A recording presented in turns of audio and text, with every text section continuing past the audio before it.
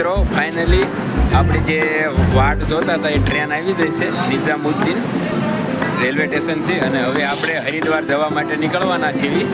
અને હવે આજની દિલ્હીની સફર બહુ સારી રહી છે અમારી. હવે કાલથી નવી જર્ની ડે 2 ટ્રાવેલિંગનું તમે જોતા રહીજો.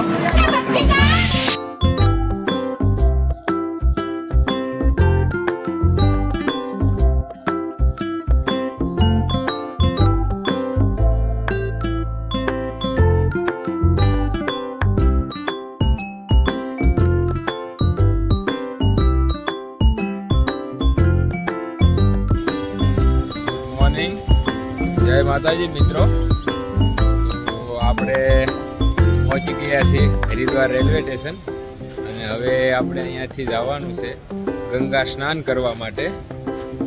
તો તમે જોતા રહેજો આજની નવી ટ્રીપ અમારી. તો મિત્રો ફાઇનલી આપણી ગાડી પણ આવી ગઈ છે હવે, અને બધા સામાન ઉપર બાંધે છે. પછી આપણે અહીંયાથી સીધા ગંગા સ્નાન કરવા માટે રવાના થવાના છીએ.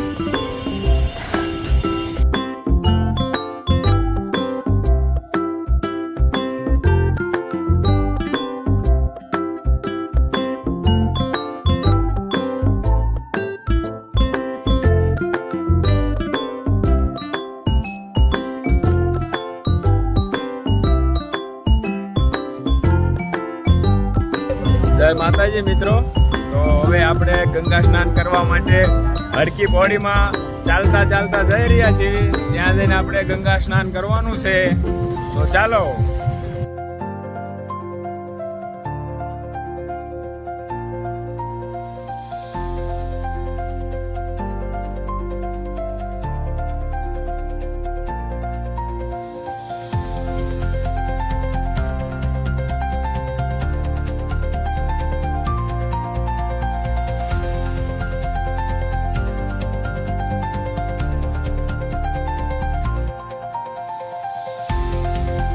તો મિત્રો આપણે હરકી પોડીમાં ગંગા સ્નાન કરી લીધું છે, અને હવે આપણે નીકળી ગયા છીએ કેદારનાથ જવા માટે બધા સાથી મિત્રો સાથે.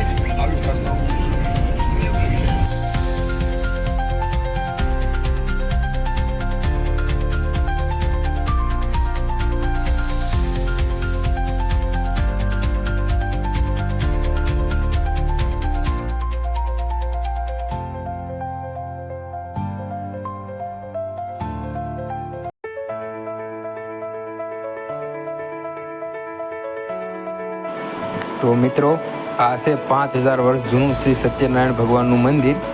જ્યારે આપણે કેદારનાથની યાત્રા પ્રારંભ કરીએ ત્યારે પહેલાં શ્રી સત્યનારાયણ ભગવાનના દર્શન કરવાના હોય છે, ત્યારબાદ યાત્રાનો પ્રારંભ કરવાનો હોય છે. તો ચાલો મિત્રો આપણે પણ સત્યનારાયણ ભગવાનના દર્શન કરીએ.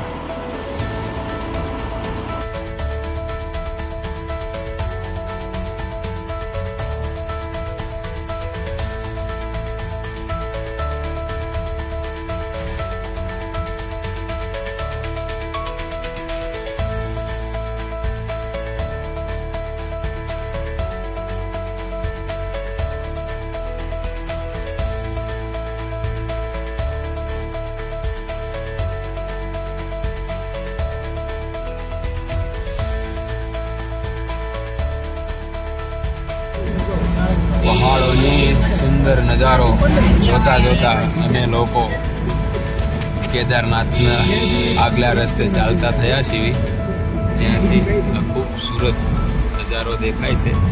અમારા બધા સાથી મિત્રો છે અંદર, અમારા ડ્રાઈવર ભાઈ છે.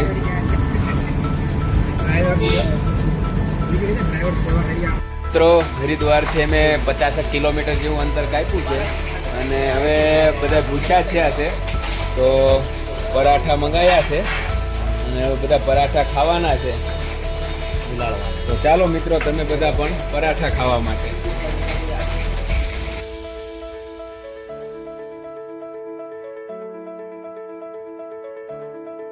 મિત્રો તો આપણે નાસ્તો કરી લીધો છે, પરોઠા ને એવું ખાઈ લીધું છે, અને હવે આપણે આગળની જર્ની ચાલુ કરી દીધી છે. તો જોતા રહેજો, પાછું નવી જગ્યાએ ઊભા રહીશું. તો તમને નવી જગ્યા પણ બતાવશું.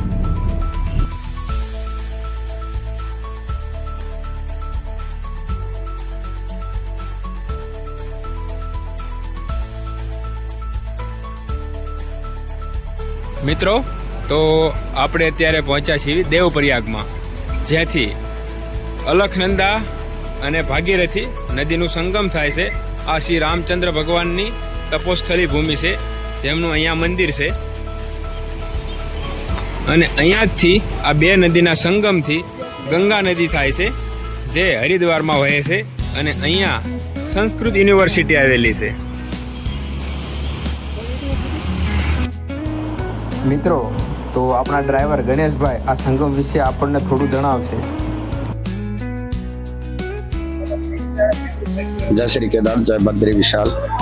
ये भाई लोग मेरे साथ केदारनाथ की यात्रा कर रहे हैं और इस संगम के बारे में जानना चाहते हैं। ये संगम 5 संगम में से सबसे मेन संगम है, जो कि देवप्रयाग में स्थित है।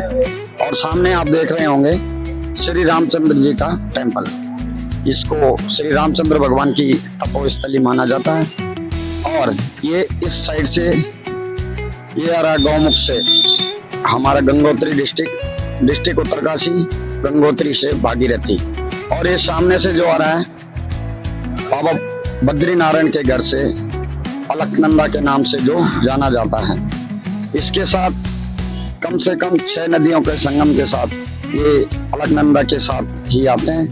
और ये भागीरथी और इसके साथ टिहरी डैम में बिलंगना के साथ मिलकर टिहरी डैम से निकलकर जो देवप्रयाग में नदी अलकनंदा और भागीरथी का संगम और आगे माँ गंगा के नाम से जानी जाती है। और ये सामने हमारा संस्कृत यूनिवर्सिटी जो कि देवप्रयाग में स्थित है।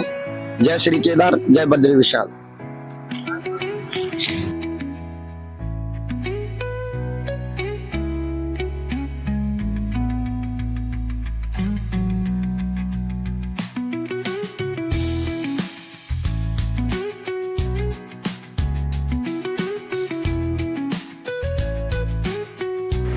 તો મિત્રો, આ છે મા ધારી દેવીનું મંદિર.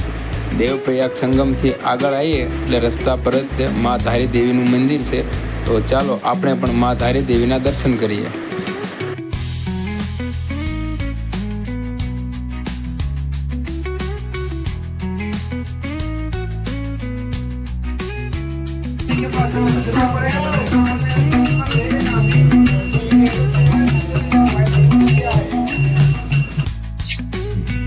જય માતાજી મિત્રો, તો આપણે અત્યારે પહોંચ્યા છીએ માં ધારી દેવી મંદિર, જે કેદારનાથ જતી વખતે રસ્તામાં આવે છે.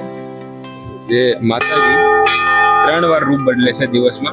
સવારમાં એક નાની છોકરીનું રૂપ હોય છે, બપોરના એક મહિલાનું રૂપ છે, અને સાંજના એક બુઢી ઓરતનું રૂપ લે છે. આ મંદિરનું કનેક્શન સીધું કેદારનાથ સાથે માનવામાં આવે છે. જે 2013માં પહાડ આવેલી ત્યારે આ મૂર્તિને અહીંયા હલાવી, એટલા માટે પહાડ આવેલી એવું પણ કહેવામાં આવે છે. તો ચાલો આપણે તેમના દર્શન કરશું. અંદર ફોટો ખેંચવા દેવાની મનાય છે. જો હશે તો મૂર્તિના દર્શન કરશું, નકર અમે કરશું. તો મિત્રો, આપણે મા ધારી દેવીના દર્શન કરી લીધા છે. હવે આપણે અહીંયાથી આગળ ચાલતા થઈશું.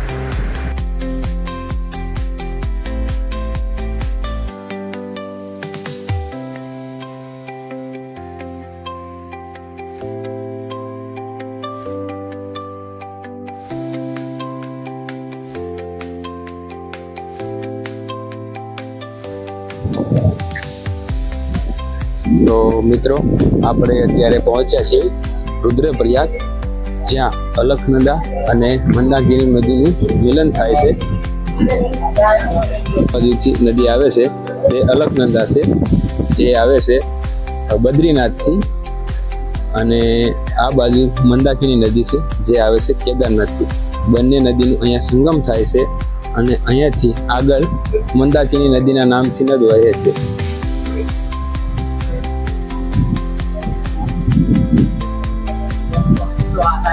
તો મિત્રો, આપણે રુદ્રપ્રયાગની વિઝિટ કરી નાખી છે અને હવે આપણે જવાના છીએ આગળના રસ્તે.